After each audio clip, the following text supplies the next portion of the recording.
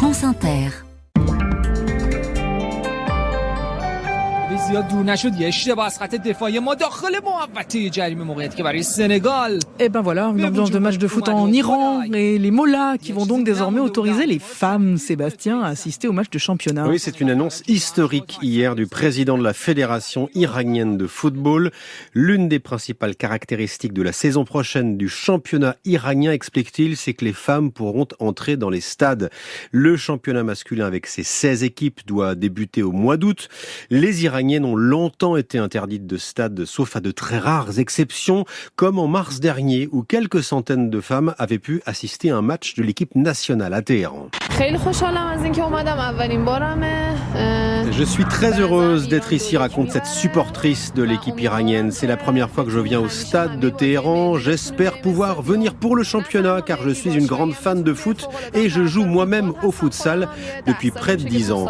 Il n'y a pour l'instant que certains stades qui seront autorisés à accueillir un public féminin, les stades d'Ispahan, de Kerman au centre du pays et d'Avaz à l'ouest, mais pas de stade à Téhéran pour le moment. Cela fait plus de 40 ans depuis l'instauration de la République islamique que les mollahs interdisent aux femmes d'assister aux matchs de football masculin. Selon les religieux, les femmes doivent éviter de se retrouver dans une atmosphère masculine, de voir des hommes en tenue de sport, vêtus d'un short, un sport qui pourtant est très populaire, même auprès des femmes, au point que certaines d'entre elles ont pris d'énormes risques ces dernières années, comme cette supportrice Sahar Kodayari qui en 2019 s'était déguisée en garçon pour pénétrer dans un stade. La police l'avait arrêtée. Elle s'était alors immolée par le feu devant un tribunal parce qu'elle craignait d'être emprisonnée pour avoir voulu assister à ce match. Sa mort à l'époque avait provoqué un tollé international, beaucoup appelant à l'interdiction de l'Iran aux rencontres internationales. En Grèce, la mort d'un cheval de calèche à Corfou qui provoque la polémique. C'était la semaine dernière, le 6 juillet, par 35 degrés à l'ombre, un cheval servant à tirer une calèche pour touristes s'effondre en pleine rue, sous le regard des passants. Depuis, les images passent en boucle sur les télés grecques. Ce spectacle macabre a soulevé une vraie colère nationale, car normalement, il est interdit de faire se déplacer des calèches en pleine journée entre 13h et 17h. Le propriétaire de l'animal a été arrêté, un homme de 76 ans qui risque une amende de 30 000 €. Les associations de défense des animaux se sont saisies de l'affaire. Elles ont organisé une manifestation à Corfou avec pour slogan « Corfou ne doit pas devenir comme Santorin ». Santorin, l'île des Cyclades ravagée par le tourisme de masse et au centre des polémiques depuis longtemps sur le traitement réservé aux ânes, cette fois-ci utilisés pour transporter les touristes.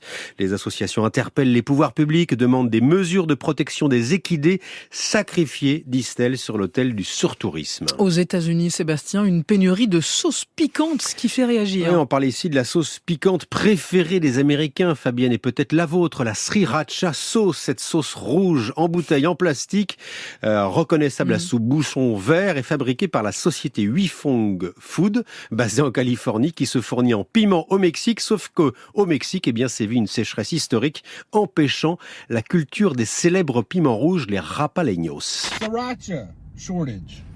I've driven all over town looking for. Les réseaux sociaux, les émissions de télé regorgent de témoignages d'Américains comme ici en manque de sriracha, prêt à tout pour en avoir. Celui que l'on entend ici est prêt à rentrer dans un restaurant chinois, dit-il, pour en voler une bouteille. Alors, autre solution quand même, s'approvisionner au marché noir sur Internet où la bouteille se vend maintenant à 40 €, soit 100 € le litre, 10 fois plus qu'avant.